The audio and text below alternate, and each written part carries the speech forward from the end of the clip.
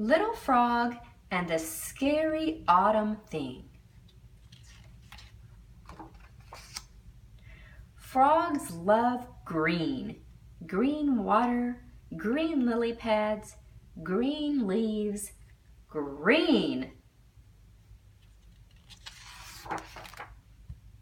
But autumn had come to the pond, turning everything red and gold.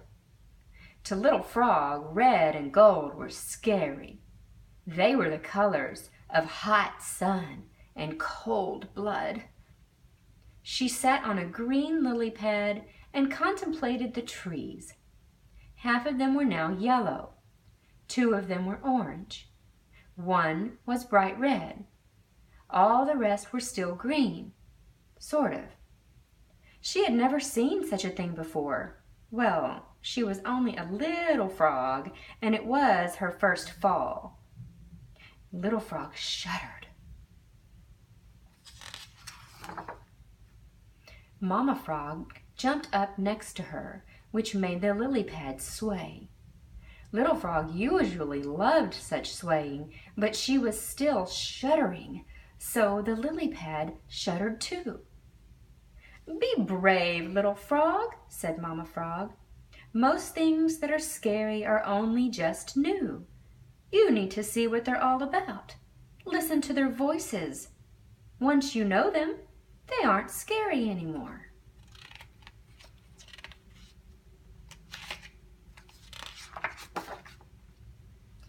That was certainly puzzling. Little Frog herself was pretty new, and she wasn't scary, but she always listened to Mama Frog. So that day, in early October, Little Frog decided to try to be brave and see what red and gold were all about, and orange.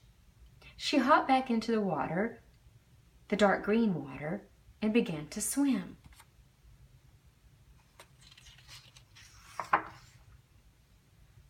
Her heart was going ba-boom, ba-boom, ba-boom, and she did the back stroke and the side stroke and some frog paddling too. But she made it to the shore, brave little frog.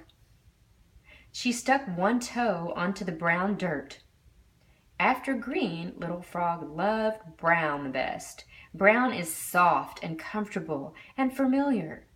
She took one step and another and another, though now her heart was going ba-boom, ba-boom, ba-boom, ba-boom. Brave, brave Little Frog.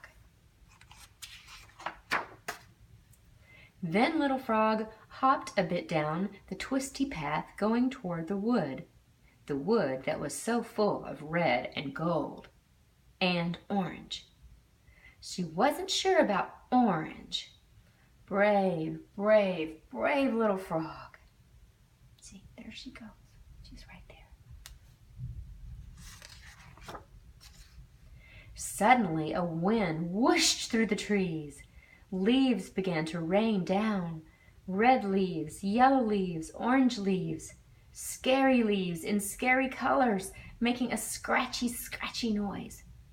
Little Frog hopped this way, ran that way, spun about, fell down, ran again. She wasn't being very brave now.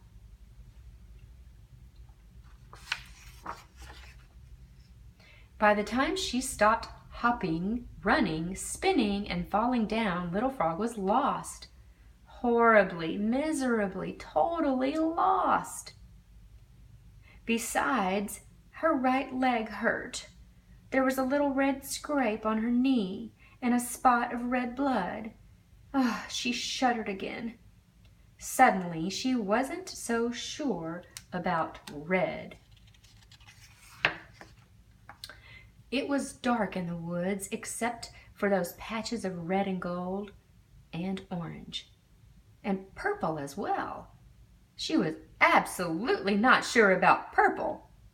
Strange sounds came from everywhere, scary sounds. Whoosh, whoosh, whoo. Little Frog didn't feel very brave anymore.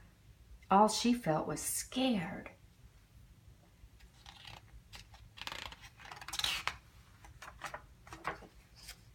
But then Little Frog listened more closely, just as Mama Frog had told her to. That was the voice of the wind through the leaves. That was the voice of a squirrel up a tree. Brrr. That was the voice of Papa Frog used to make in the spring. All friendly sounds she knew. But everything was strange indeed because it wasn't spring, it was autumn, and autumn was scary. Brrr. Frightened all over again, Little Frog looked for the sound, and there, sitting on the top of a huge pile of red and gold and orange, and yes, even purple leaves, was Papa Frog himself, singing his spring song, even though it was a scary autumn day. Come up, sang Papa Frog. Think of the leaves as a lily pad. Well, they didn't look like a lily pad. They weren't the color of a lily pad, but Little Frog tried to imagine them that way. She climbed up the pile, thinking green, green, green all the way to the top, even though the red and gold and orange and purple leaves were scratchy, scratchy underfoot. Then she sat down by Papa Frog right on top of the leaves, as if that pile was really a lily pad. There, boomed Papa Frog, that wasn't so bad now, was it? For a while, Little Frog thought about how bad it was. Then she thought how the leaves were actually crispy, how they were gold like the rising sun, orange like the sky at dawn, and red like the sky at sunset. She still wasn't sure about purple. She thought about how autumn leaves made a tickly sound in the wind. They weren't scary at all, only new. Papa Frog was right. Mama Frog was right. Not so bad, she said to Papa Frog. Not the red and orange and gold, he said.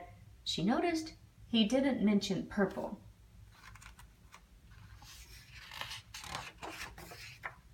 Then Little Frog and Papa Frog slid down the pile together with red and gold and orange and even purple leaves sliding down all around them. It was so much fun, Little Frog climbed up and slid down again and again. Red and gold and orange are not scary at all, said Little Frog. Not when you really get to know them. Papa Frog looked at the pile again. And purple's not scary either, he said, only new. At last, arm in arm, Little Frog and Papa Frog happily hopped and danced all the way home to the pond where Mama Frog had made a fresh shoe-fly pie for dinner, something all three of them knew well. It was still hot, just the way they liked it best, and even better, inside it was all green.